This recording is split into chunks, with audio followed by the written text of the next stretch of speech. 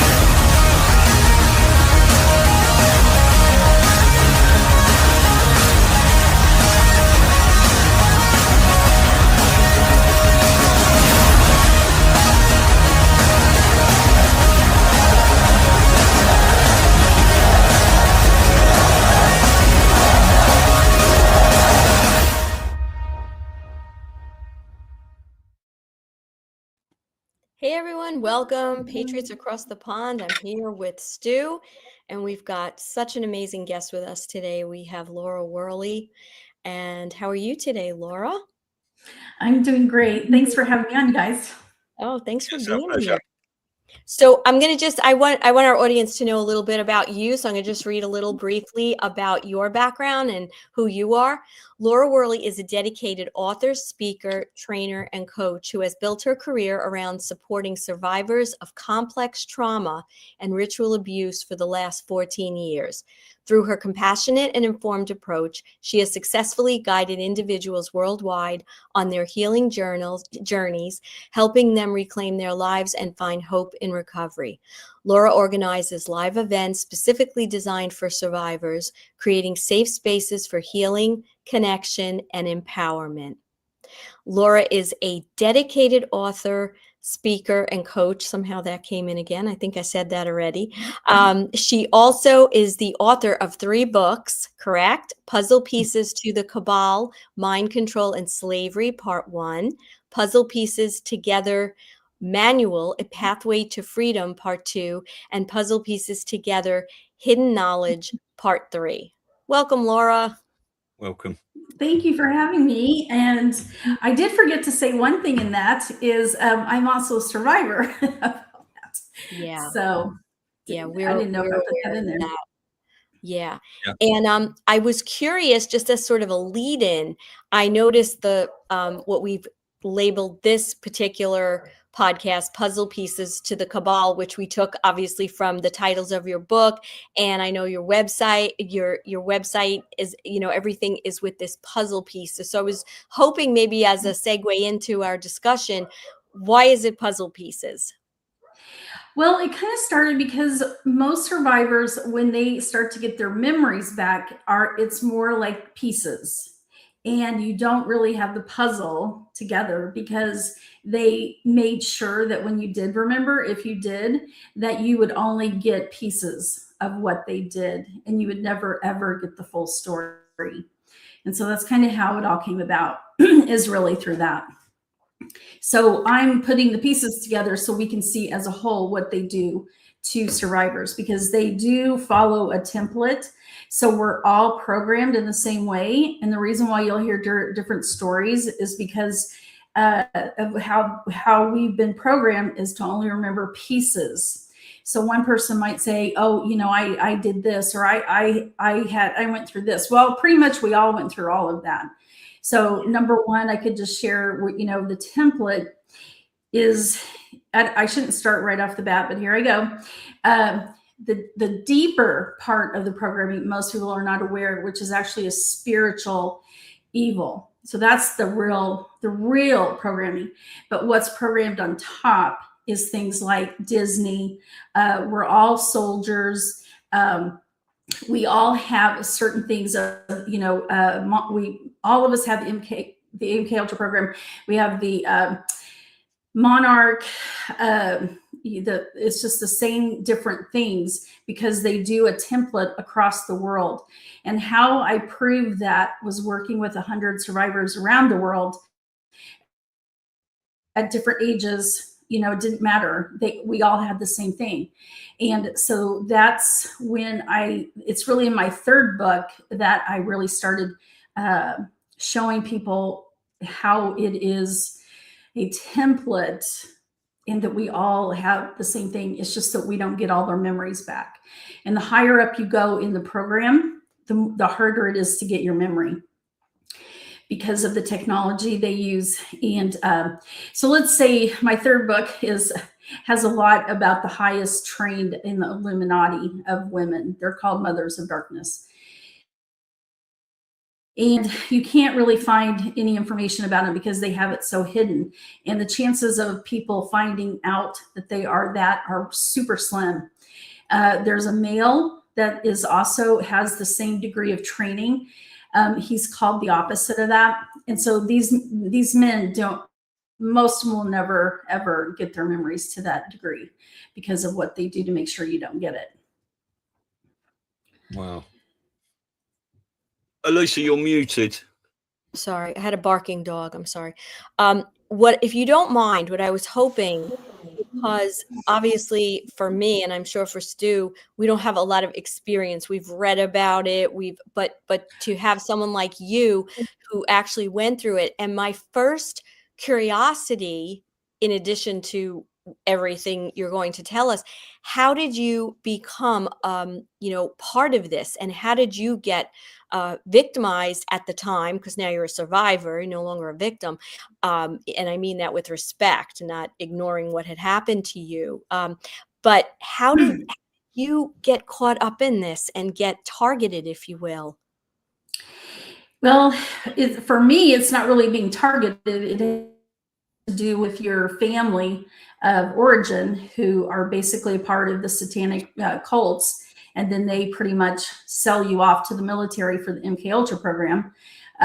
My grandfather gave, he did a legal contract with the military that he would give all his future generations over to them. So the one thing you'll find in all this mess is illegal permission. All of this is needed to do what they do, especially when they get into the programming. And so the person that gave permission was my grandfather. And so my mom was in it. I don't know what degree, but they broke her for sure. And then it started in 53. So, and then me. And so basically they start the programming in the womb, and it will continue at a very, very strategic, organized way of programming. You'll basically go through school until you're 17. You graduate. You have to prove that you've trained and you've learned everything that they want you to learn. And then you'll have 2 years to finish up some other stuff, which is like going to college. And they want you to finish all that. And then you've completed their training, so to speak, in the MK Ultra program. But all of this does connect to Satan, to the satanic rituals, to demons. The military does use witchcraft, black magic to do their programming. So it isn't, so they act as one. The satanic part of it is part of the MK Ultra programming. You don't have one without the other. Okay. So that's why it goes into a spiritual form. Stu, go ahead, because I have another question, but I want to give you a chance. Did this start to you from sort of like birth, really? No, in the womb. They start the program in the womb at conception, if you can believe that. So you were born into this, basically. So yeah, obviously you not knowing much about what was going on initially, but as you grew up and you went through did you go through a normal school system while this MK Ultra was being programmed into you then? Yeah. Well, it's kind of like two schools, basically. So I'll go to regular school, and then I'll go to their school. That's more in the nighttime. And then, when they start having you, this might be too much information, but when they start having you do certain things, you do miss a lot of school but they always make up, oh, she's sick, or, we're out of town, or, that kind of thing. But you're basically programmed to live 2 lives. So you go do whatever you do during the day, and at night when you basically do your night stuff.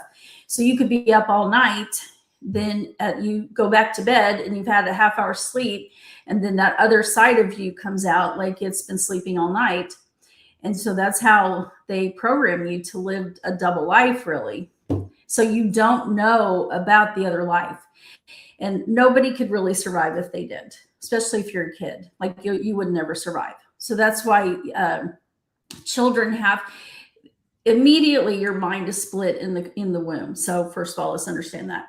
And then all they do is continue to split your mind, because they continue to traumatize you to such degree that the only choice you have is to compartmentalize what they're doing and create a personality, an alter that can fulfill what they're asking us to do. So it's not a mental illness. It's just basically something to save yourself. That's what it is. If you don't learn how to do it, you will die. That's the way. If kids don't learn how to do it, they will die. And kids can't do the sexual things that they want them to do. So they have to have the sexual, stuff that comes out in the Monarch programming. So they teach kids to do sexual things that most adults would not even do.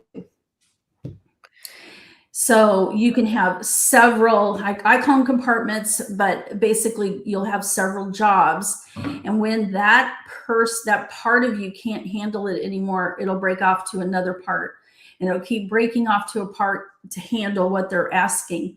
But what happens is, when you're young, is the politicians, and this was for my life, is politicians, the government, presidents, they're all part of this thing, which they call the presidential model or whatever. So my job was a messenger.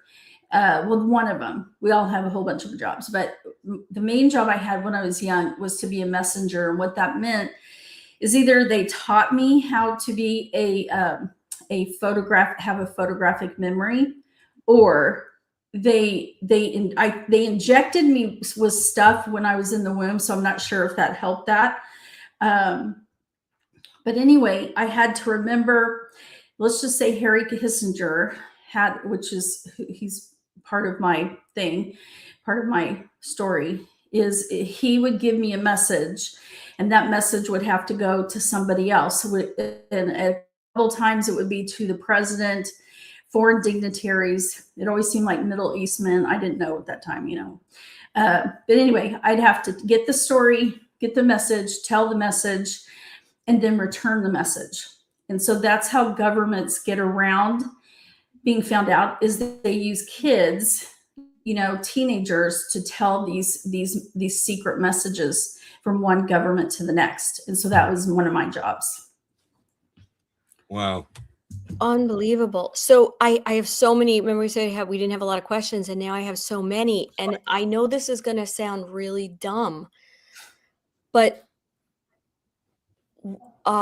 your grandfather was in the military. Is that where his, or part of, because what my question is this, and it's going to sound so naive and stupid, but I can't help it because we don't think like this, right?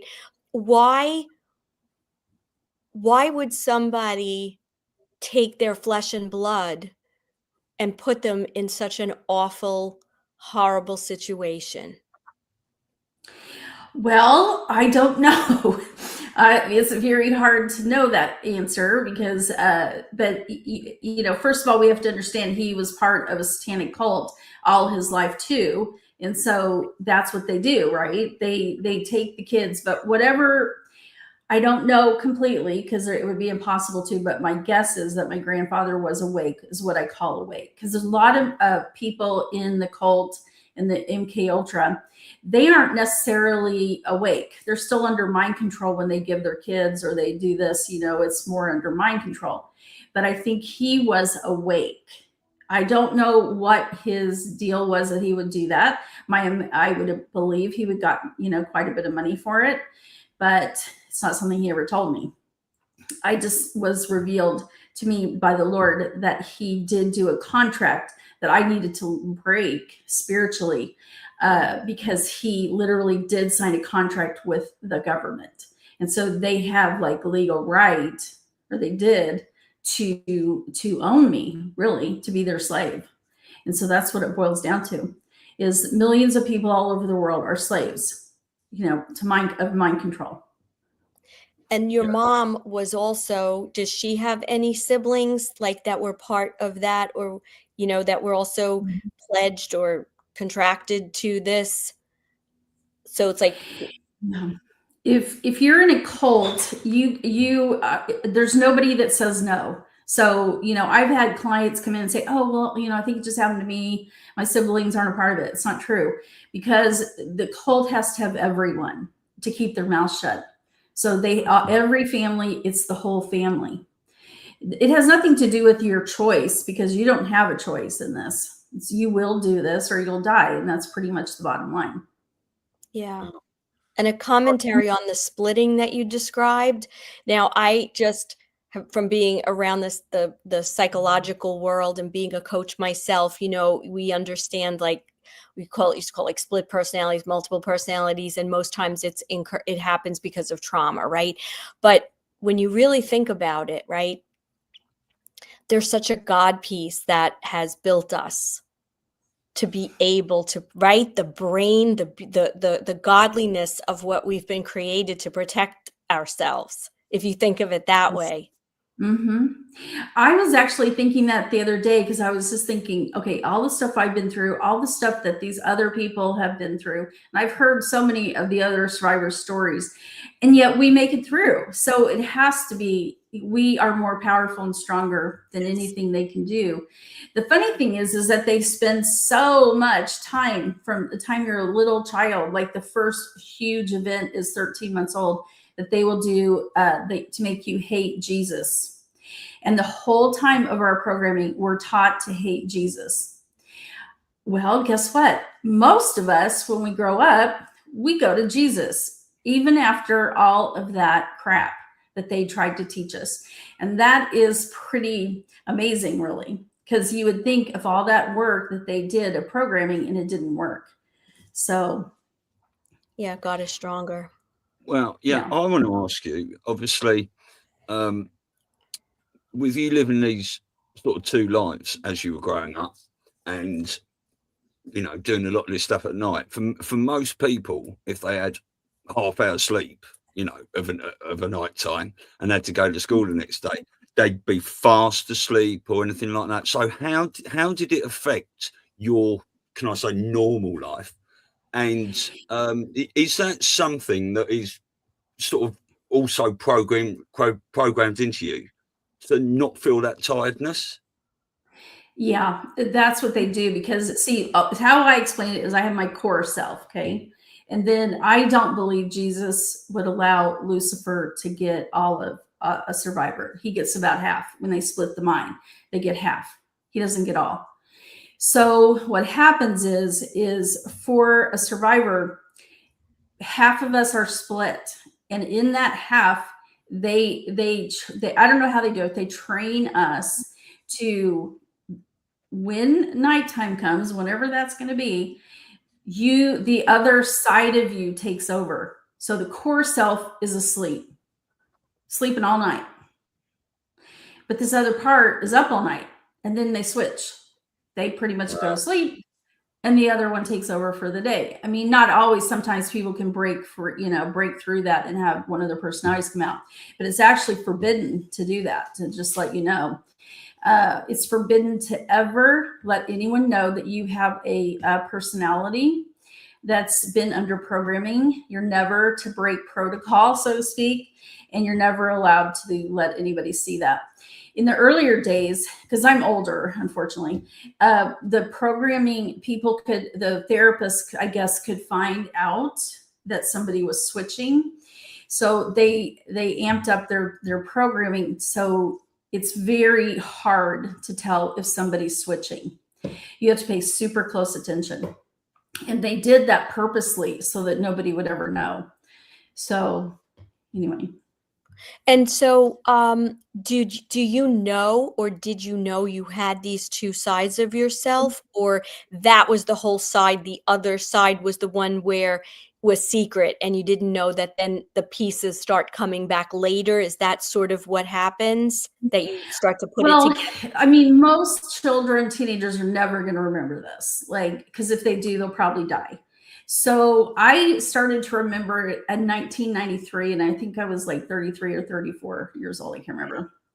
But anyway, that's when I started remembering cult stuff. But I didn't remember the heaviest of heavy, probably for maybe 5 even more years, because it came up in waves, of information. So I thought I had a perfect life. I had a great family. I had this was so great. Everything's so great. And then I start to find out, well, my life wasn't that great. So that's why our mind is powerful, to make us available to continue to live. But it covers up a lot of lies for us. And eventually those lies, or not lies, but just we can't handle the truth. Eventually those membrane walls in your subconscious is going to start to break down. And that's what happened with me, is I started to remember stuff. So, but it was a continual thing. It wasn't like, okay, I know everything now. Because the things about like the Hillary Clinton and Bill Clinton and the military, I didn't remember until later. So.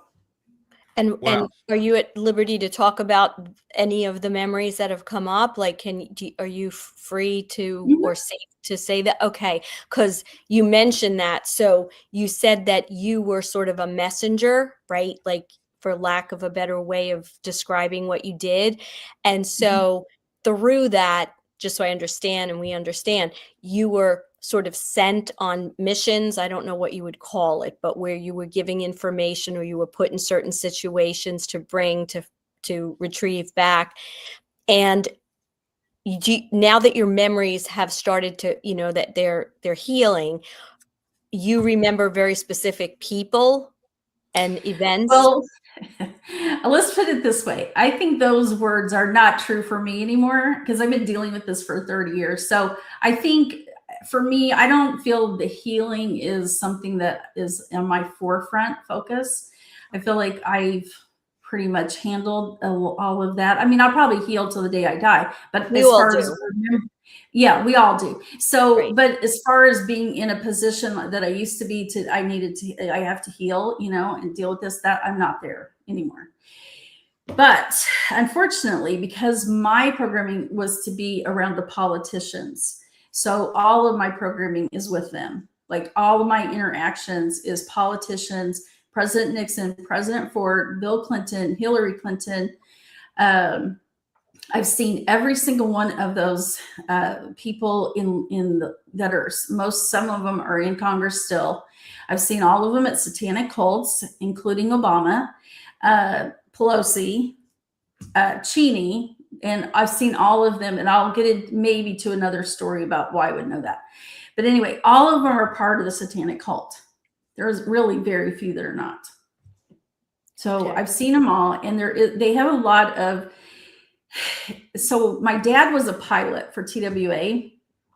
So they would have him take small planes, and we would be, I just remember sometimes there would be this woman, and there was kids in the thing, and then we would all in the plane, and then we land in somewhere out in the middle of nowhere, and then we were taken to limousines. And that's usually where like the foreign dignitaries were. I don't know. I'm not sure if I was giving messages at that time, but it was all of us kids, and they liked small kids. They didn't like older kids. And then when we went back, there's usually just two of us that would be going back. So I don't know what that means either. I can guess what that means, but yeah, we can all guess what that means.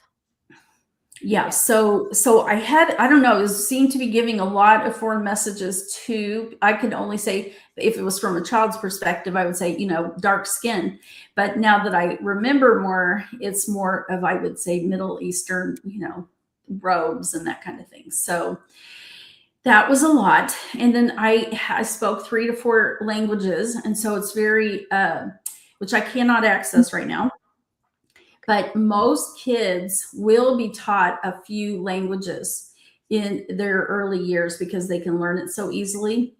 Especially if they have a job, they're usually going to have 2 to 4 or 5 languages.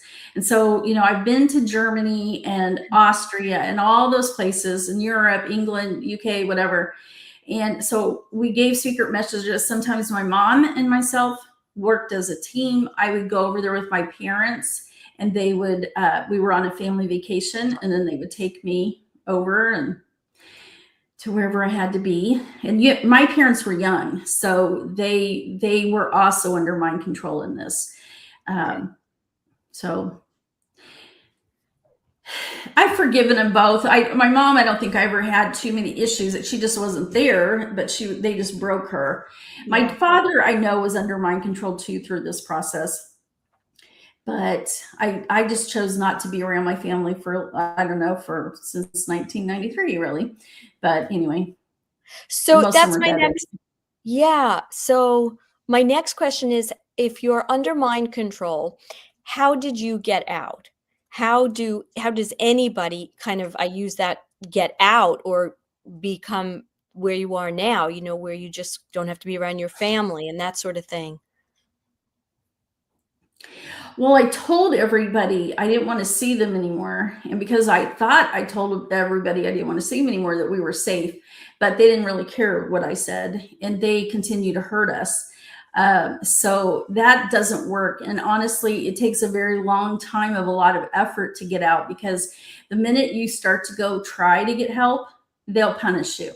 So I tell my clients, I don't usually tell them, but I just know that when they first start therapy, they're going to be brought back to the cult. It's just, they're not going to set them free. And it's a lot of hard work. And the more you remember, the more you break the programming and more you remove the programming, the more free you become.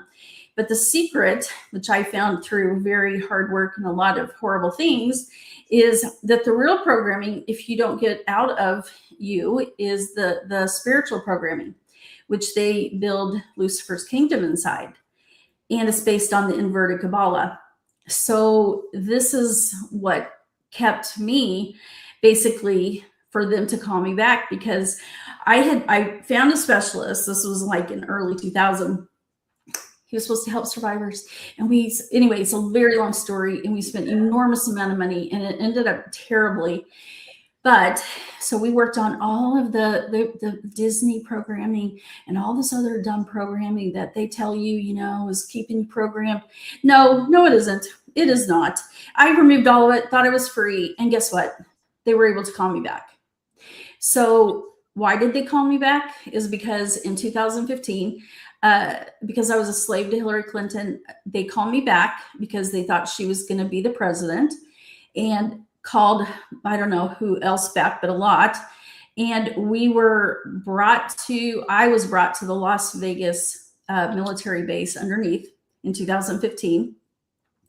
And I had done all this work. I was seeing clients. I was traveling the world. My life was good, and I was happy. Okay, I was happy because I found all these amazing modalities that helped me deal with all the trauma memories I had. And that's the other thing that survivors get, caught in, is they think because if you remember everything, you're free. And it's not true. I had a million memories and I wasn't free. And that's how they call me back. And after I realized, it took me like 2 years, like, God, what the heck? Something has happened, because I don't feel the same.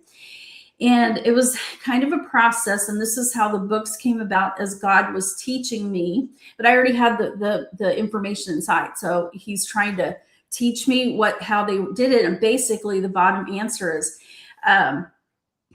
because I had a soldier, a New World Order soldier programming since I was a little child. They called me back with that.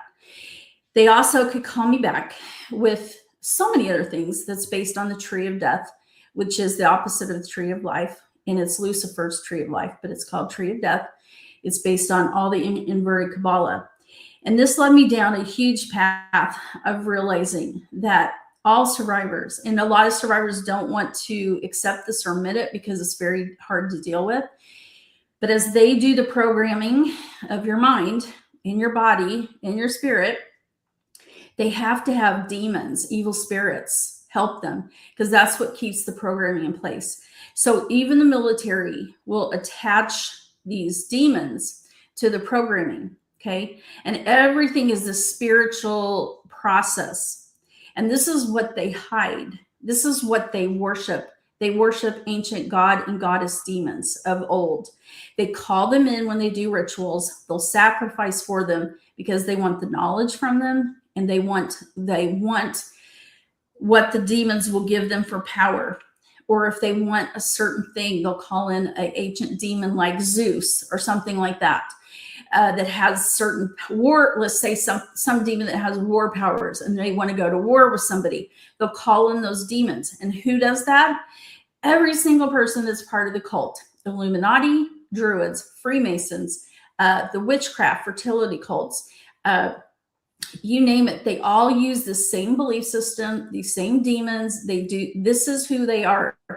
And who are those people? The people that are running our governments.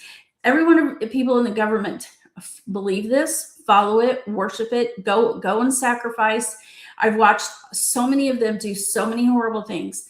And yet they get up there and tell us what we need to do with our life when they're calling on demons and killing children and drinking their blood and everything else. So no, I get very angry about this. And so that's what I'm kind of just telling about it. Bless you. Well, we'll carry back on there a minute. I just want to go back a little bit, if I may. Obviously, you were talking about the splitting of your personalities, but when you were going through school and college and stuff, did you feel different to other people, or did you feel there was nothing going on? That programming was so good, was it, that you just felt like life was normal? Yeah. Yep. I even told myself, oh, I have a great family. No, I did not have a great family. Yeah. I even blocked out just the sexual abuse, because that's what I started to remember first. But now I kind of realize that part of a survivor's programming is that you remember your father usually first. Then you'll remember people in your family that have done the sexual abuse, but also that's part of the programming so that you'll never go to the cult. I didn't understand that. I do now, because so many clients I've seen have the same story. So it's just part of the programming. But yeah, I had friends. I went to work. I mean, a lot of people liked me. I don't know. I was okay. So, I mean, I don't know if okay is, it depends what I guess, definition. You were functioning. Okay. You were functioning like any other person. Yeah. You were going to work. You had a social life.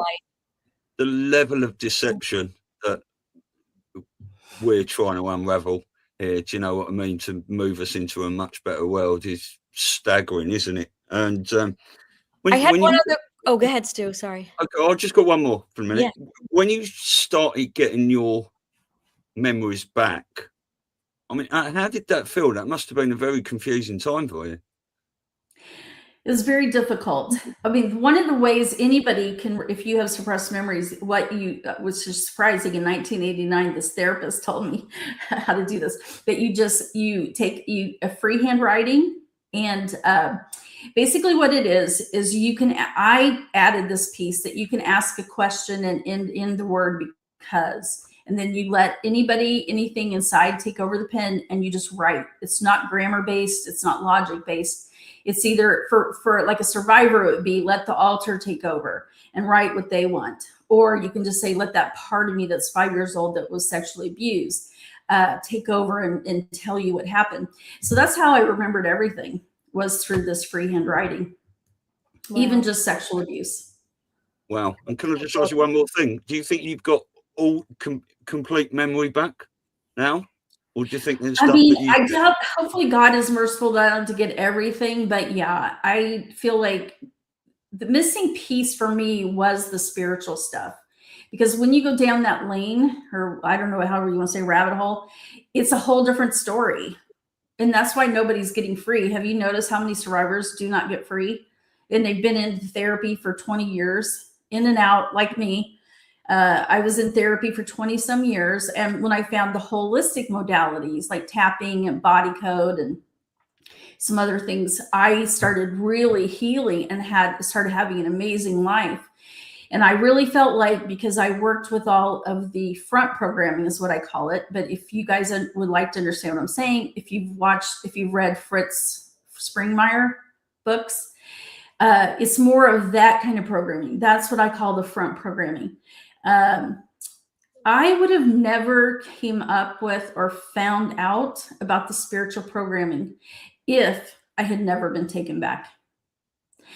Because I had a good life. I had no reason to look at this. I thought I looked at so much, did all this. If something came up, I just wrote on it. It wasn't a big deal. I had a million memories anyway. But when they took me back, that was a big thing. And that's when the rest just shook loose and God was showing me all of the stuff. And so in 3 years or 4 years, I've written 1,650 pages in all 3 books. And this is all basically from God teaching me, from my own stuff. Survivors, especially 3rd book, is more survivors in this high level. Anyway, I wrote about them. But anyway, that's how it all came about, because I learned from them too, the survivors. Because once I got on the right track, like, okay, we all have the Tree of Death foundational programming where they build everything on. I checked with 100 people. Every single survivor had it. Not is, oh, do you have this? No, it was in a session, many sessions. And I found in every single survivor, no matter what country they lived in, they had the Tree of Death programming. They had the soldier programming. They have this thing called the Atlantis fodder programming. Anyway, it all connects together. Every single person had it. And this is somebody who, when I do sessions, I work very deeply. And I do many sessions with them. Sometimes it's a year and a half, whatever. And we're doing this process to remove this foundation of the Tree of Death of Kabbalah. Is all Kabbalah crap. So when I found that out, it was like, oh my gosh, all of us have the same thing. No matter what we would find, they had it too. I mean, I don't know. That's why what I'm saying is not because I'm saying it because of me. I'm saying I have checked with 100 working with them that this is real. 100 people around the world can't have the same thing on accident. Yeah. No. Yeah, Can I just offer one more thing on that? You said, they took you back. But what happened before that? It's almost like you got out of it and you had a period of time, but then you got drawn back into it. Well, what happened is that they called me back because of Hillary Clinton in 2015 through my soldier programming, which I didn't have any awareness of at all, or of course none of the Kabbalah stuff. There is a couple people that were aware of the Kabbalah Tree of Death. They didn't do much with it. And her name was Amanda Byes, and she helped survivors. And I think Dan somebody, anyway, he knew about the Tree of Death, but none of them have done much of sharing it. So anyway, that's how it really happened, because they were trying to update the programming I had when they took me back, because what they wanted is they were going to activate all the soldiers for 2015, 2016, when she got into be the presidency. Everybody was going to be activated that already had this programming. They were just updating it. And what was the purpose or the end result that all these soldiers were going to do at that time, if with the Hillary election and everything, if she had gotten in? Well, it's called New World Order programming or End of Times programming. And so we all have the same on that. We all had different jobs. But basically, some of our jobs were to round up people who would not cooperate or who wouldn't follow Lucifer, who wouldn't follow them. They were all going to be killed. Everything. What the main thing is, they wanted martial law. And then it was to take all the guns away, take all this away, and bring in the New World Order. And there were 7 stages. It's in my book 2. I speak more about it. A little bit of book 3 about the New World Order programming. But somebody that you might be interested in, Stu, is I worked with a guy that was from the UK, and we got to his programming of the soldier. And he told me that he was supposed to round up every single person who was gay, transsexual. Wait, that's not the right word. What am I looking for? Transgender, mental illness, sickness, anybody over basically 40 were going to be killed. That was his job. They don't even believe in the transgender or gay, okay, even though half of them are. So in the New World Order, what it's supposed to look like is everybody has to worship Lucifer. They're only going to let who they want to live. You can't be over 40. You can't be sick, have no mental illness. You will do what they say. And back then, when this was part of the programming, it's kind of weird because in 215 we weren't talking about transgender, and this the hairy guy, he's the assistant or whatever to George Soros. He said, what we will do for our futures, because we'll be so worthless, is basically look at videos. When we'll go do whatever, come home, plug into a video. And that's exactly in the updated programming, is that people will plug in, be on drugs, they'll go back to work, and that's how you will not be allowed children. You will not be able to have a family, and any children will have to get permission, and the government will control them and raise them. That was given to me in 2015, and that was updated information. Yeah, that's what all those FEMA coffins were for, wasn't it? What? Those FEMA coffins everyone saw piled up everywhere that we're all looking into. Yeah. Because Hillary Clinton was the second part of the 16-year plan to destroy America, wasn't she? With Obama doing the first 8 years and Hillary coming in. Oh, yeah, absolutely. Yeah. So okay. Go on. I was going to say, there's a lot. I won't share all of it here, but there is a lot to share about this being taken back piece, because of the people involved and what they were trying to accomplish and what they were doing. But Anthony Fauci, I didn't even know his name. I didn't know him. Well, I probably did know him when I was younger, but anyway, I didn't know him. I didn't recognize him. And he did the programming for the updating. He didn't abuse me. He didn't hurt me, but he did the programming. Hillary Clinton didn't do the programming, but she was very much a part of what they were doing. And a big piece of this is, I want to reveal more at a later time, but they had every person that was in every organization of the military. They implanted them with a new technology. And then for show, because this was like a week long and there was 3 days of rituals to bring in the New World Order. And they brought the men out, and they represented the Navy, the Army, the Marines, whatever. And they had this implanted in them. And Anthony Fauci was controlling them and making them do whatever in front of everybody that was there. And everybody was so excited because now they could control the military for this last piece of bringing in the New World Order. So a lot went on. And in the cult, they often talk about somebody being given keys to certain things. And so there were 3 people that were given the keys to bring in the New World Order. One was Obama, one was Biden, and one was George Soros. Now, I kind of think George Soros might be dead, but I don't know. So I don't think Obama is, but Biden for sure is. I can tell you that right now, because that's not Biden. But anyway, so that's kind of just, I don't know. There was a lot that went on there. Like, it was a huge, huge plan. And they thought they were bringing it into pass for sure. Yeah.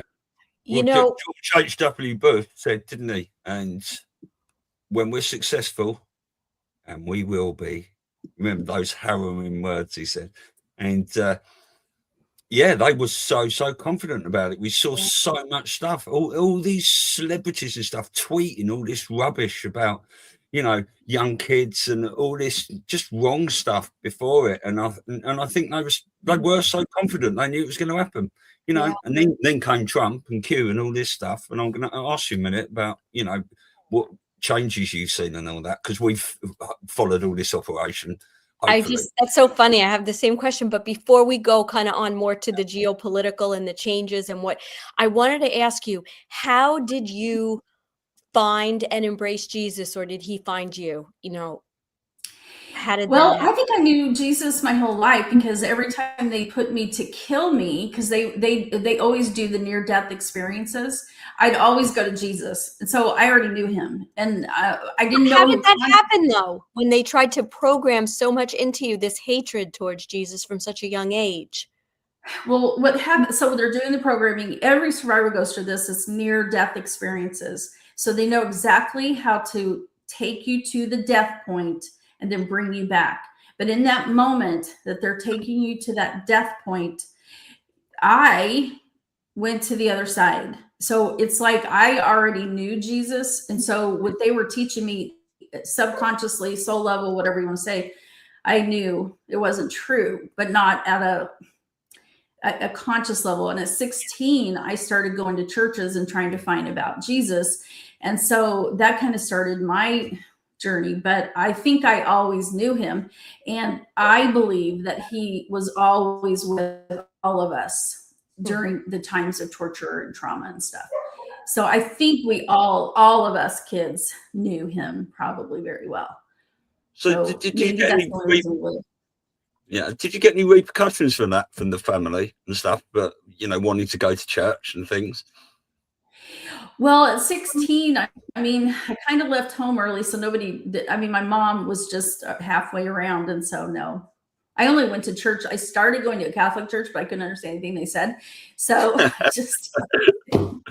I just started just looking and finding, and so I know that's the only reason I've survived to this point. Like, there's no way that I would survive and overcome all this without him. Yeah. And I wanted to ask you too, is there, it sounds like once you're in the cult, right? And what it takes for people to break away. But is there like I remember when Kathy O'Brien in some of her speeches, and she's talked about how that she was sort of, it was sort of planned that they'd probably kill her, and they don't really like, what is that age, or when do you stop being useful, and how do they plan to kill? I know they said there's sort of these that I've heard. There's these kill switches that they build in, like where if the programming starts to wear off, your body will sort of kill itself. I don't know how else to say it, but so that it's like rather than the old days they took cyanide or something, it's sort of that same theory. But can you talk to that a little bit? I think they'll use you as long as they can, especially the higher up you are. It doesn't matter how old you are, because in my program training in the book, How to Remove It, it's something called the 5 stars of Satan. And the oldest one is 65. That they do a ceremonial ritual to earn the 5th star. I've never met anybody that's had it, but it is part of it. So, maybe that is true to some degree, but what I see is they'll use you as long as they can, because most of the time, if you are higher up in the programming, they've already spent millions in your programming. So the problem is that their little pedophiles don't want older people. So, So that's how that younger thing becomes the younger. They'll find you, other stuff. I mean, other they stuff. will.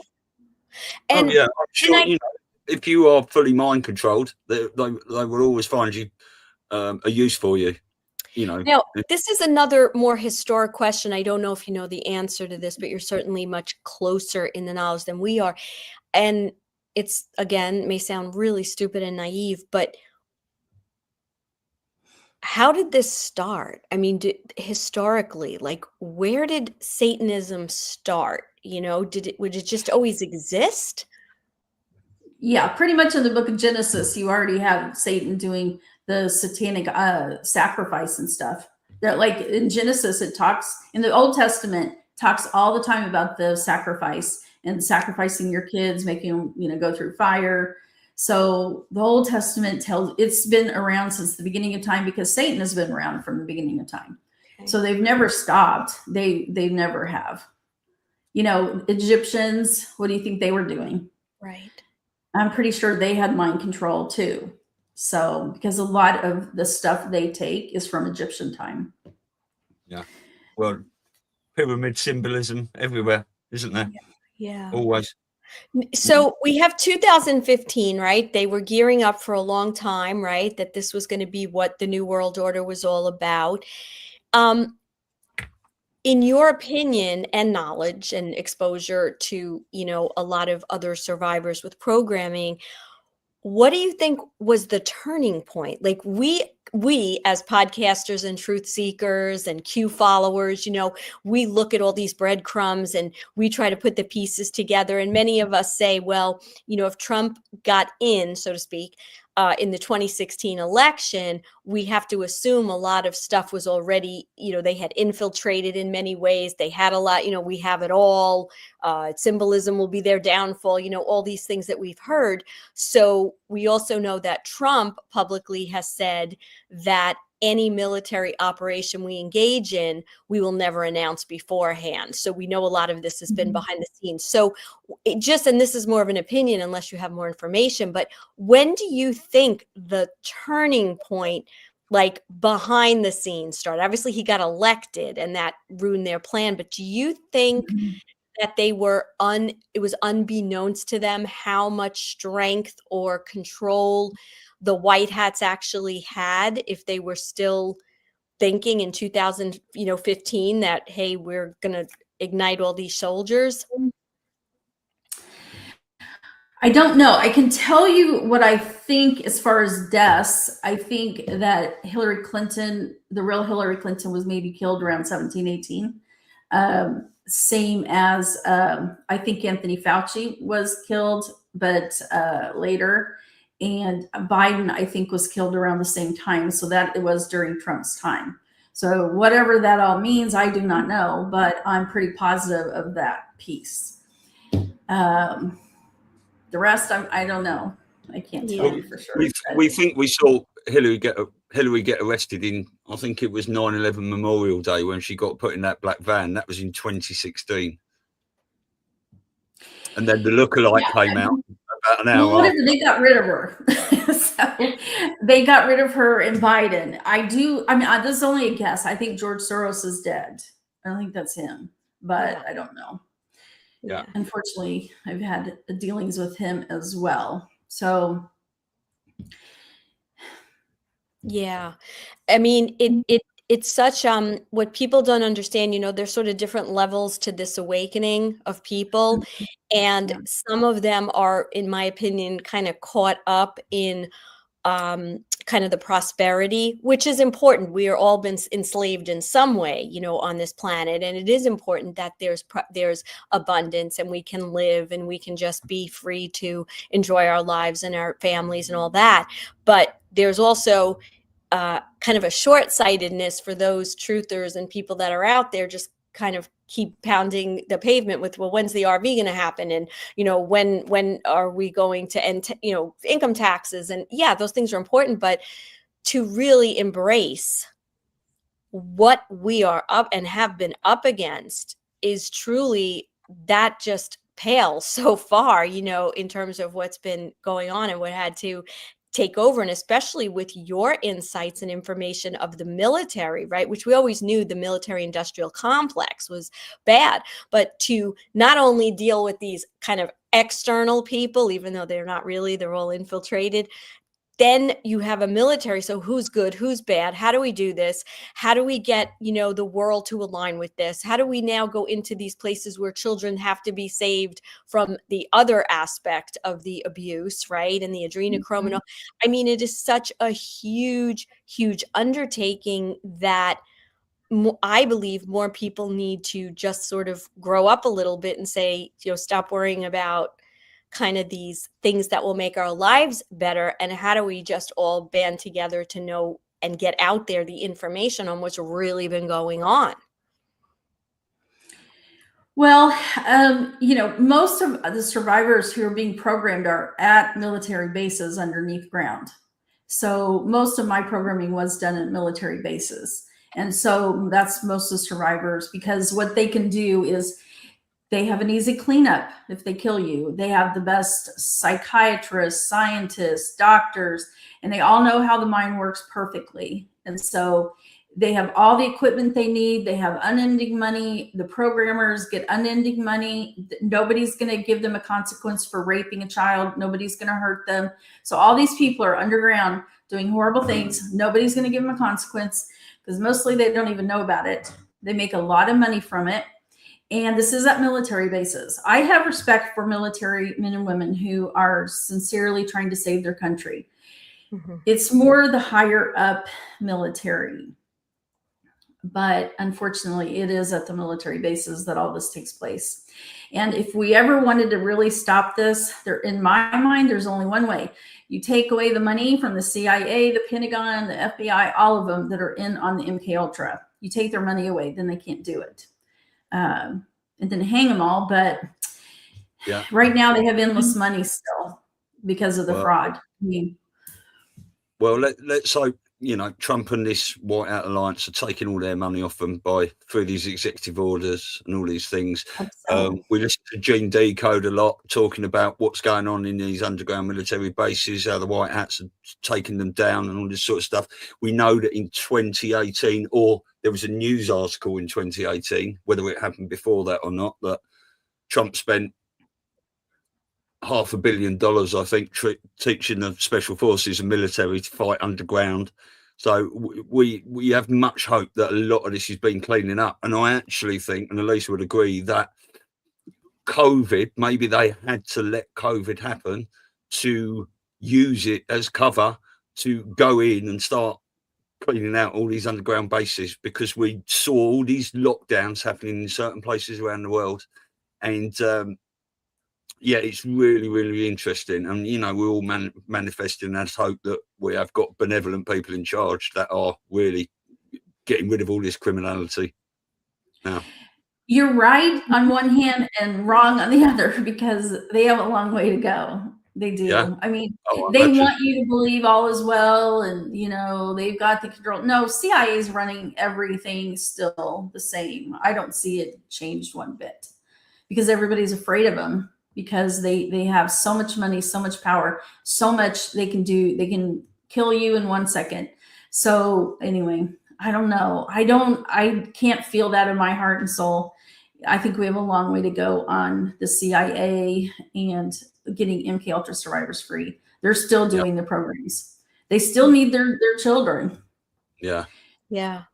I think maybe if we look at the White Hat Alliance and making us feel like a lot has been done, I think part of the method to that madness might be for those of us who are light workers and awakened to keep the vibration high, because if we raise the frequency more and more, that's going to awaken more, it's going to help. And a lot of people don't understand the importance of the power we really do have, and the power of our minds and the power of our spirit to connect with source and to bring, you know, to bring that up. So I think if they're doing that, I'd like to believe the White Hats are doing it with a manifestation in mind, as opposed to trying to like hide it necessarily, even though they are, because it's military operation. But yeah, that's now. Do you? I think a lot of people, survivors, are waking up.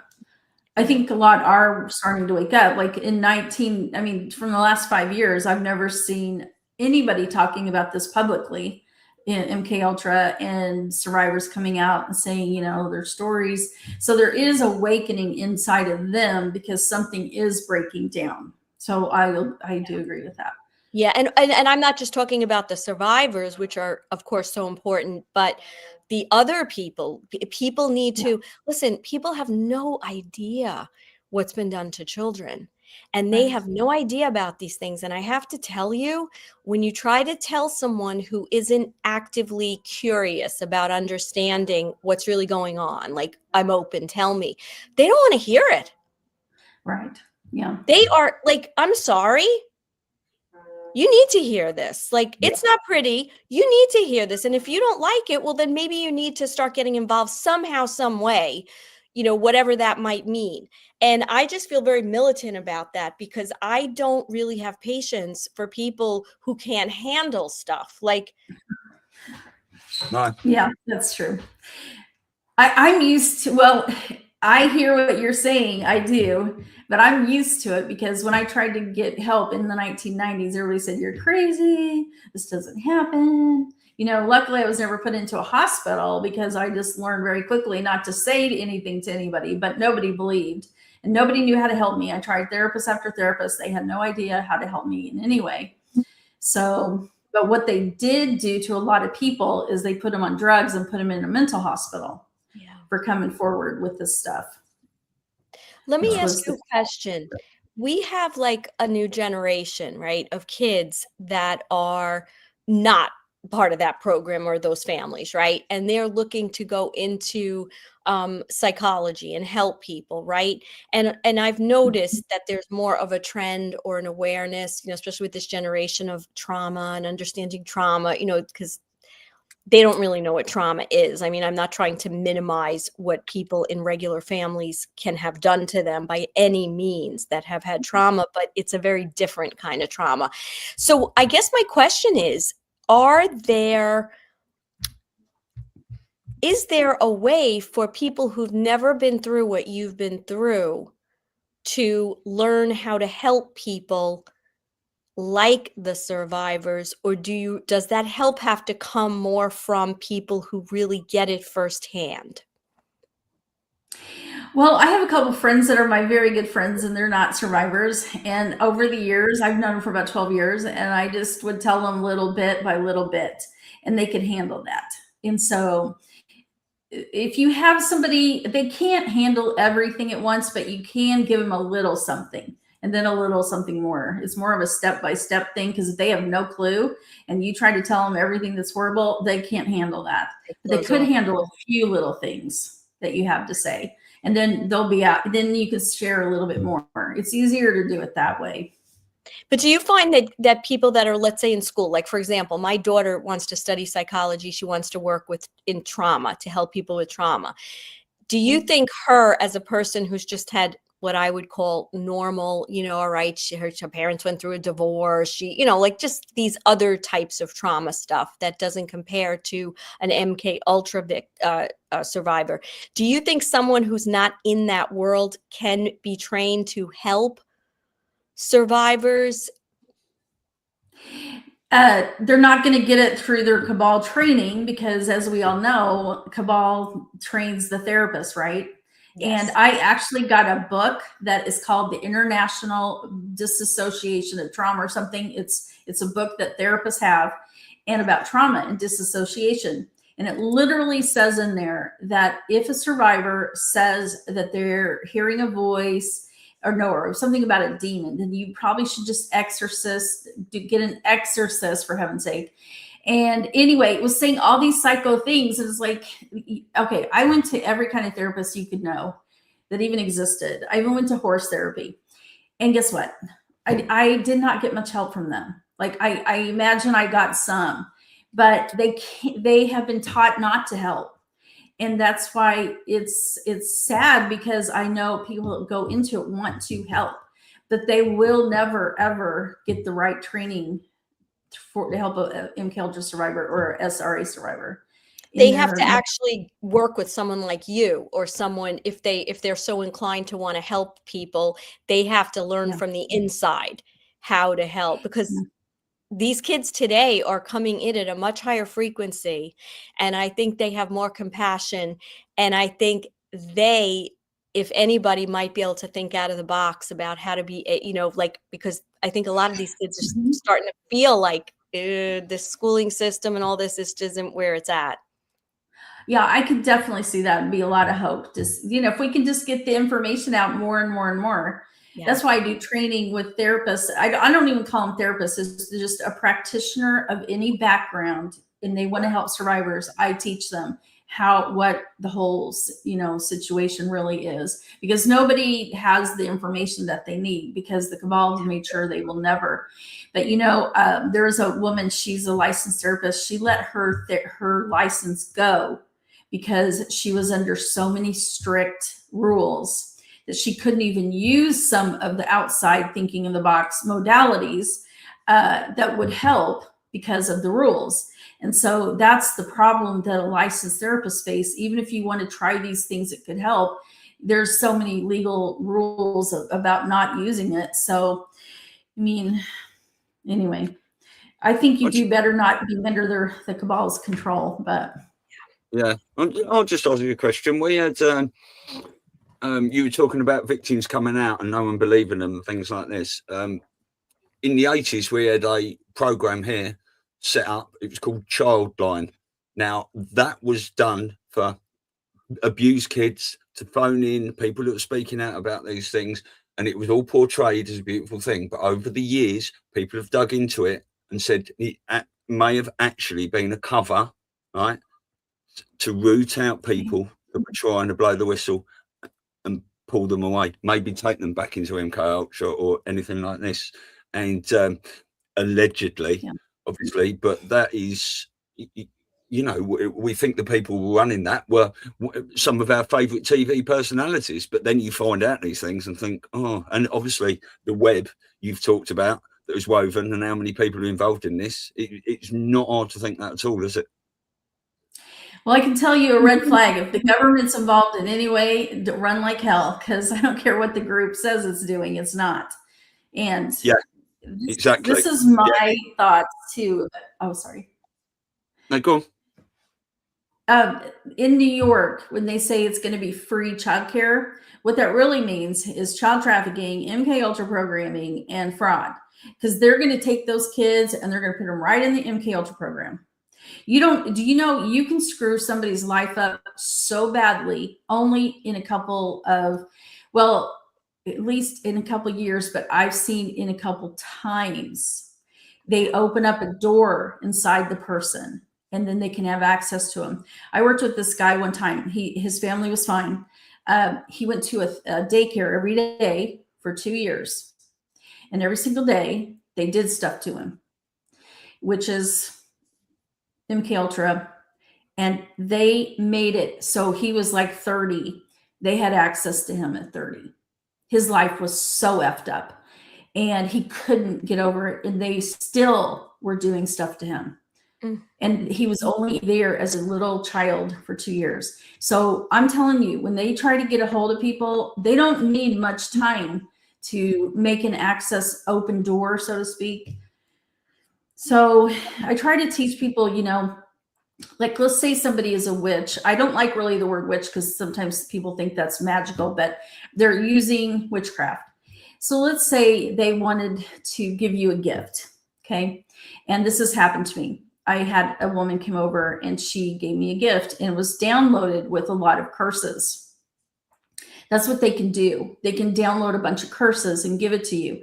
And so I always teach a lot of people about curses and how to get rid of curses and how to be really careful about if you have been cursed, because the demons, so to speak, are used for the curses. So they attach to the person. That's how the witchcraft is used. They are powerless without demons. So like, let's say the cult, they want to accomplish something in the United States. They'll have a big ritual and they'll send out all these curses against the people, let's say in the United States. They are doing this. You have to be very spiritually aware if people are attacking you, cursing you. We went to a movie one time and we were feeling like this very bad spirit. And my husband and I at the time, he said, you know, we should go, but we didn't. We got home and we said some major prayers because what they had done is downloaded. If you bought a ticket, which means you gave permission, then you would receive what they were giving, which was certain curses for their film. So see, permission is everything to the cult. They have to have your permission before they can do something. Or it has to come back to them if they do something against your permission. And so part of what I teach people is you can muscle test to find out if you have curses or pray, but you basically are just saying, in the name of Jesus Christ, I command anything that's been sent to me. I do not accept it. I will not take it. And it has to go back to the sender. You don't send it back because that's witchcraft. But you say you will not accept it. And the law of witchcraft is that anybody that sends a curse, if it doesn't work, it has to go back to them. And so it's a simple prayer. I have a whole bunch of prayers in my books, but I'm teaching every single person on the planet that I can talk to that will listen to me to do this, because I guarantee you somebody you know is probably in the MK Ultra or a satanic cult and you don't even know it. And you don't know if they're cursing. And I can give you one example. There's a family who became very good friends with somebody. And the whole time they were cursing, their whole family. And it got really bad of things happening. And they're like, what the heck is happening? And they hurt one of their daughters physically to have this really horrible thing. And nobody knew what it was. And it came down to that this woman had been cursing her for a while. And so when I always tell people, if you have something wrong in your life, you probably have a demon and you probably have a curse around. Like, I'm not saying the demon can download in you or anything like that. I'm just saying there's probably an evil spirit around if you have something wrong. Something like you're arguing all the time with your friend or your husband or your wife or partner. It can be simple as you have money issues. There's probably a fallen angel that has some kind of legal right to you from your ancestors, possibly. So there's all kinds of pieces to this. But fallen people don't understand in our time that evil spirits are spending all their time trying to bring us down. And the simplest way to take care of our life is to pray them away. It's simple, but most people have no clue they need to do this. And this is also why the cult gets away with so much, because nobody has a clue of what I just said, that there's curses and there can be evil spirits, and people will say, well, I'm a Christian, I follow Christ. That doesn't matter, because if they get some kind of legal right to you, they got legal right to you. And there's a whole big, huge thing about legal rights. But anyway, it's legal rights to you. And if they do get them, you can follow Christ, but if they have the right to you, then they have it and you have to break it. So anyway. Yeah. And Laura, I want everyone to know, even if we, continue talking, where can anyone get your books? Because it sounds like your books are not just information of things you've gone through. They're very, you just said you have prayers in there, and you have, things that people can do to help themselves and break any kind of curse that might be unbeknownst to them. I never even thought of it that way, because I think one of the other kind of tricky things they've done to us is to make us think as humans that everything bad we've brought on ourselves. It was our fault. Right. We did something. Right. And understanding how to protect our spirit and to, get rid of anything that's attached to us, whatever that might be, is so key. It's a cleanse. It's like any other kind of cleansing. You want to cleanse yourself. Yep. I'd like people to do ancestral clearing. That's in my book. So I should explain what my books are. There's very little about my story, actually, in all three books. It's more of the information that people need to get to what MK Ultra survivors go through, the process, the knowledge that we all need, because that's what's missing. There's a million stories out there, and I'm grateful for them, but that isn't the way God wanted me to go. At least at this point. These books, number 2 and 3, are manuals for professionals and survivors, and anybody that wants it. But I give you, to understand curses, I give you all these tools that you can use that are easy to learn, how to heal yourself, how to heal your clients. They're amazing. And I took different modalities, put them all together. And this is success from working with a lot of clients, not just survivors, because I've been doing this for 14 years. And so I took all these tools that I found, I explained them, and then for survivors and therapists who want to help them, I explain step by step how to remove what's the really core foundational programming. And then number 1 is easy, and it's for all the public to just have a basic understanding. 2 and 3 are very heavy, and they are a manual. But I talk about the Kabbalah so that you can understand what the Kabbalah is, the inverted Kabbalah. I even talk about the different demons that they use, like the different ancient god and goddesses, how you have to sometimes address this.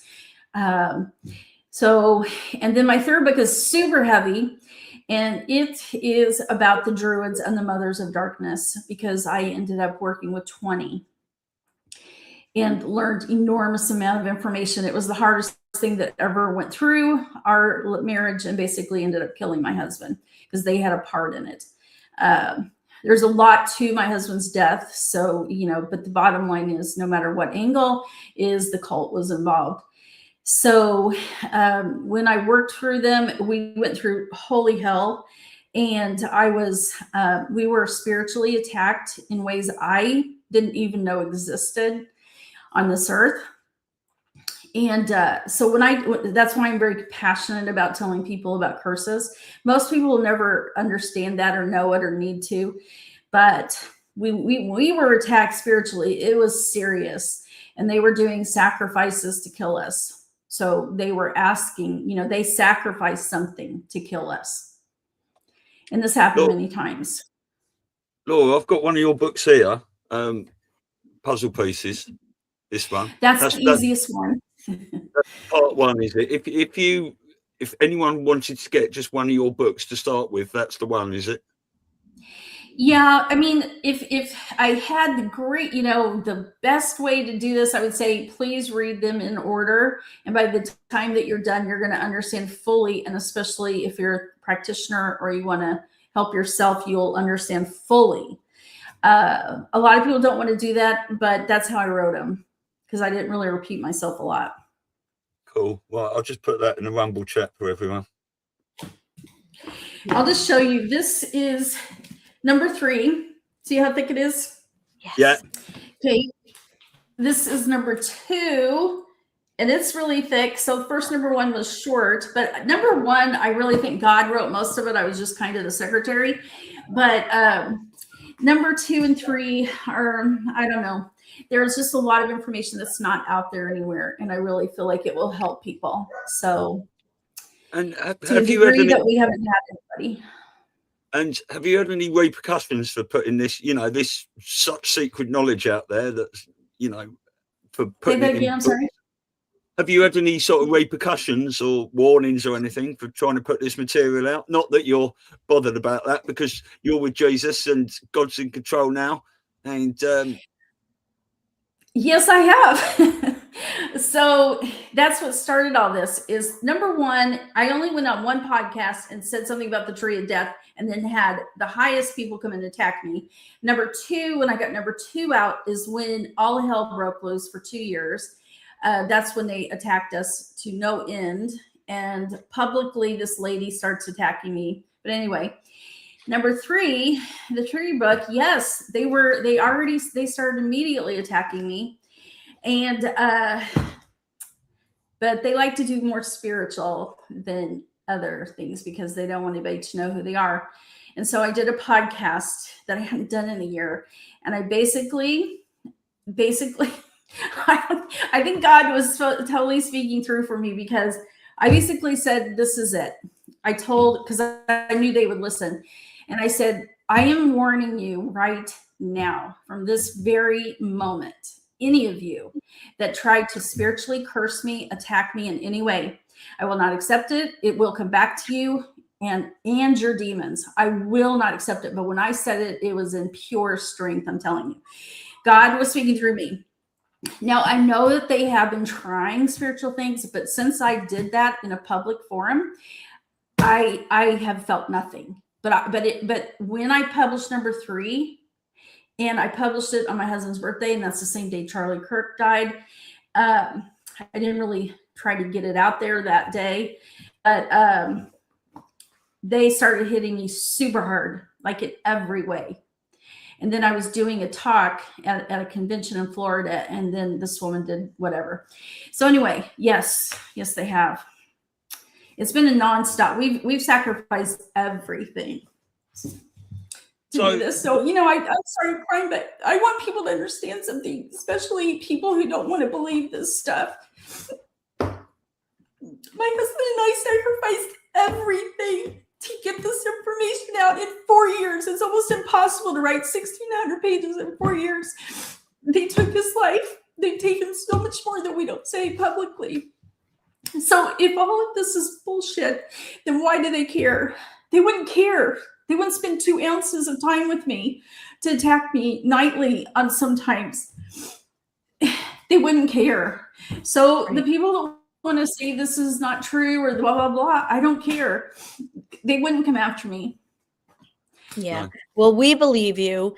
Our followers believe you. And there's a whole population of people that believe you. And those are the people that you need to keep getting their audiences, because that will build the momentum and the exposure and the sale of your books to get this information out. So you're with us, you're in a safe place now with all of us who embrace what you've been through and believe you and are supporting you. Well, thank you. I appreciate it. Sorry about the crying. It usually comes out one time at least. Yeah, of course. You're right. Elisa's always crying on there when we watch certain things. Always. Kate in the chat asked, have you heard of Jeanette Archer from England? Mm-hmm. Yeah. She speaks out a lot about this, SRA. Yeah. She does. Yes, I guess she does. Yeah. And God bless you, and Jesus is with you, because it's very evident that you, like you said, for you to be able to put those books out and write and get all this stuff, like God is with you and Jesus is with you. And, you know, everybody that hears your story now from, let's say, our community and the Jesus loving community, so to speak, is sending you, that energy, that love energy, because it can't penetrate through that when you have that armor that we're all together putting out. Well, I appreciate that. I do, because sometimes the negativity can be very bad. So it's nice to, tell the story. But it's, for me, which is kind of weird, it's not so much about my story that I feel so impressed to share. It's more of the information that nobody is sharing to get us free. And so that's where I feel like God's calling me to. I do have a story that I do have a plan to do something much more than a podcast to witness against certain politicians. I don't know if God seems to be putting me on that path. I don't know what that's going to mean, but I am going to go against them because I'm one of the few that can actually witness against specific ones that are in power right now. So anyway. Yeah. And I wonder, again, this is all conjecture, but we've heard Stu, like 10 years ago, whatever it was, when Julian Assange came out and said, when all is said and done, 98% of Congress is corrupted and will be taken out, so to speak.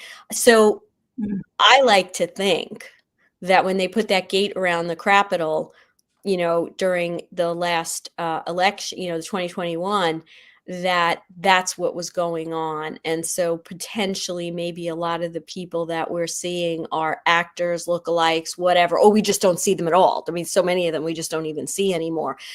So I like to put out that manifestation that a lot of them have been taken out because of the horrific crimes. And like Hugh has said, and President Trump has said, we have it all. So it's I think he's speaking a lot deeper and to the enemy more than just, a little corruption here and taking money and deals. I think he means what we're talking about. Yeah, that would be awesome. It would. I mean, he has to have something to do with their deaths, because why else would Biden and Hillary be gone? Exactly. During his presidency. Exactly. And don't forget, there was still 623,000 sealed indictments, and you can get a lot of names on each of those. 60 million arrests. Would that scoop them all up, do you think? Oh gosh, that'd be so nice. I would be so happy. That would be awesome. But they do, unfortunately, under the White House have tunnels. Where they do rituals and stuff. Yeah, we think this is, we haven't got Tarot by Janine in there smudging it with her sage and stuff, but I think what Trump's been doing and taking out, redecorating and putting a ballroom in and taking all these things out is removing all this satanic energy from all these places that have been used for Obama and hot dog parties and things like this in the past. Yeah. I'm sure you guys need to go, but really quickly, Eric Swaswell said he was threatening, and he goes, well, something about going under the White House. He said something like that. And what he was saying is exactly what they do, because I've been under the White House when I was younger. So they do stuff there. Now, what's been cleaned up, I have no idea. But somebody said, you probably already know this, but the whole Washington, D.C. has been set up to be match Freemason symbols. So everything is in alignment with, the direction and everything. So somebody said what he did, Trump, is he changed, it messed up their energy direction. Yeah. And they did say, of course, we don't know, but they did say also that it affected a whole bunch of other geographic areas where this stuff was going on. So I think when we heard, I don't know if you're aware of this, like they've been saying there are these 34, 36 satanic sites around the world that are going to be destroyed. I always thought very kinetically, like, oh, they're going to bomb them. But I think that's what they meant, that they are going to go in energetically, because that's what the stronghold is. You can't just knock down a building. So I like to think that it's a huge task, but they know exactly what they need to do. And they're, moving in that direction. And, all of us just need to keep that vibration of love. And like you said, ward ourselves or pray ourselves from allowing these curses or demonic spirits that may or may not be with us. And I love how simple, I know I'm making it, but how simple it really is for the average person to just kind of do that, not accept and refuse to accept. Yeah, and we've seen lots of evidence. We have seen lots of evidence over the last 6, 7, 8 years that Washington, D.C., a lot of it has been shut up. You've got Buckingham Palace. There's a lot of stuff going on there. We've heard there's investigators in there that's been shut down, and many other places. And if potentially, because of that, all that stuff going on at the White House is why Trump does a lot of his stuff from Mar-a-Lago, which is what they call the summer White House, isn't it? With a skiff there and everything like that. So, they know, I think, and let's hope they're clearing all this shit up. I wouldn't want to stay in the White House. I don't know how they can bear it because of the great evil that's going on there. Well, maybe he doesn't. Exactly. Maybe it's just a movie set, because we know there's 3 White Houses as well, don't we? There's movie set White Houses, and so much of what we've seen over the last 8 years has been movie sets, and Biden putting his mask and his different ears and all these sorts of things. There's definitely a lot going on. Yeah. Well, I just hope we can kick their ass, because I am more of a warrior fighter. I'm not worse when like, let's love and everything. I can't do it. I'm sorry. It's more kick your ass. So if you want that kind of speech, you're going to have to go to somebody else. I'm sorry. Well, I haven't grown that much to see I really am more of a warrior. It's more, that's what I feel in my heart and soul is just it's time to fight to stop this. We all have to do it. So that's where my heart is. No, we love your warrior spirit. I mean, you've been through, like, I think if we get really spiritual, we could all say maybe we all chose to be here. And with the horrific experiences that you've been through, your spirit might have known that you had to do that to fulfill what your mission is now and to be this warrior, because we don't know where we all came from in past lives or other experiences that have brought us here with this strength, right? And then to all find each other and fight this war together. I believe we had a part in agreeing to our life. We may not have understood it fully, but I think that we kind of agreed to it.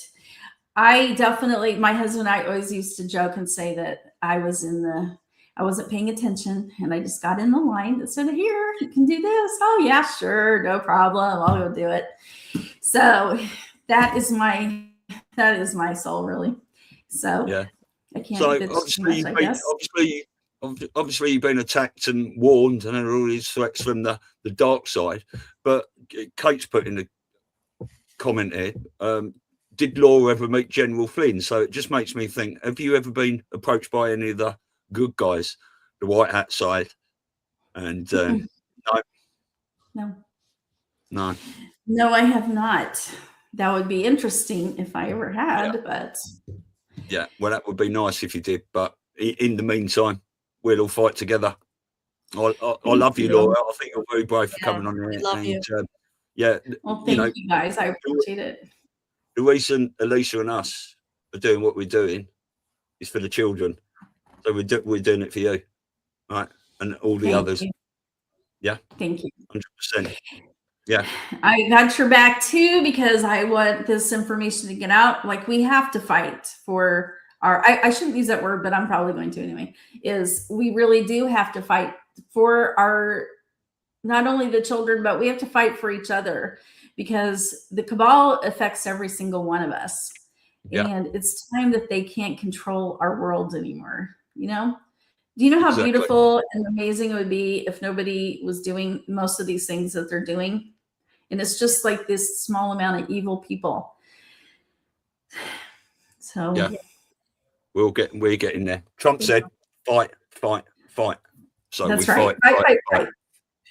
My friend bought me a sword for my birthday. Oh wow! Oh, what samurai sword is it? It is. Yeah. Yeah, because they know I'm a warrior. So anyway, it was funny. Yeah. Brilliant.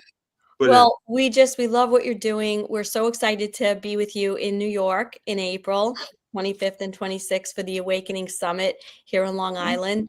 And yeah, I think all of like our tribe, there's so many people, the people in the chat and the people that are going to be here in person, you know, we're all banding together because we've had enough and we're all trying to fight in our own way. That's right. Yeah. So thank you for having me on, and keep doing what you guys are doing. Good. All right. Yeah, well, thank you. And I always put a little outro video on the end, and what you said early on about they teach you your whole life to hate Jesus and stuff. It just brings up this little Lara Logan video we've showed a few times. So I've put that on the end today. If you want to watch that, you've probably seen it, but it's 3.5 minutes, and it's just Lara explains the agenda and the eradication of God of these people, these soulless fuckers. Yeah. So yeah, where we go one, we go all. Together we win. Yes. Yeah, we the people. Much Thank love. You, see ya. Thanks everyone. We love you. Cheers.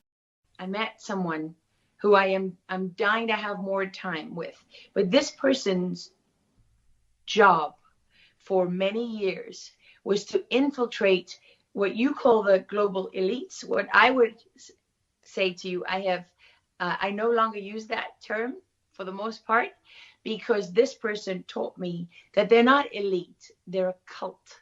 That's what they are. That's a good term. They're a global cult. And why does that matter so much? Because it's accurate.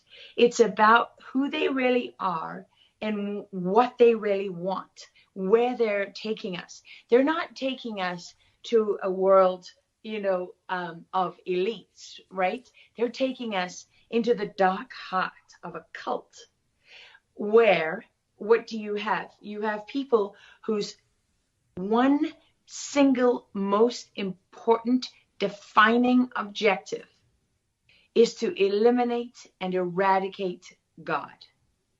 And I'm telling you, this is what this person who spent years, he had to read.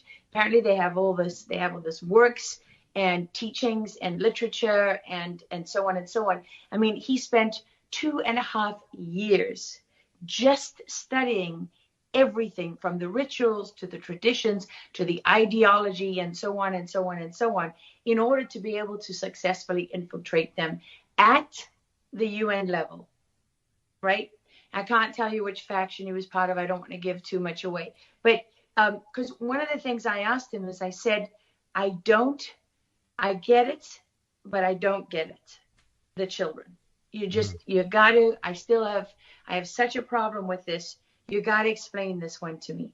And he said, well, first of all, you're looking at it the wrong way. I said, what do you mean? And he said, well, they don't define children the way you do. They don't define the world the way you do. The choices that you face are not their choices, right? They look at it completely differently. And I said, well, okay, so how do they look at it? And he said, for them, everything is defined by their one fundamental all-consuming purpose.